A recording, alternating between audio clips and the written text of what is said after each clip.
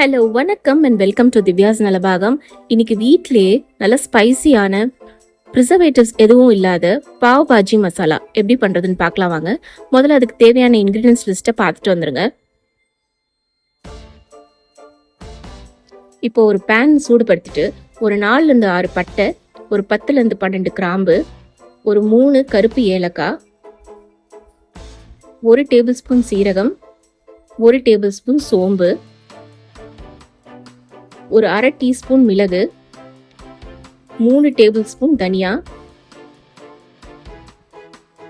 ஒரு பிரியாணி இலை, ஒரு 8லேருந்து 10 காஞ்ச மிளகாய் எல்லாத்தையும் போட்டு மிதமான தீயில நல்ல பொன்னிறம் ஆற வரைக்கும், நல்ல வாசம் வர வரைக்கும் தீச்சிராம வறுத்து எடுத்துக்கோங்க.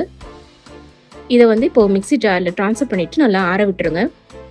கொஞ்சம் ஆறுனதும் இதில் கருப்பு உப்பு 1 டீஸ்பூன், மாங்காய் பொடி ஆம்ச்சூர் பவுடர் அது ஒரு 1/2 டீஸ்பூன், மஞ்சத்தூள் ஒரு 1/4 டீஸ்பூன், காஷ்மீரி மிளகாய் தூள் ஒரு 1 டீஸ்பூன், தேவையான அளவு உப்பு ஒரு 1 டீஸ்பூன் அளவுக்கு சேர்க்கலாம்.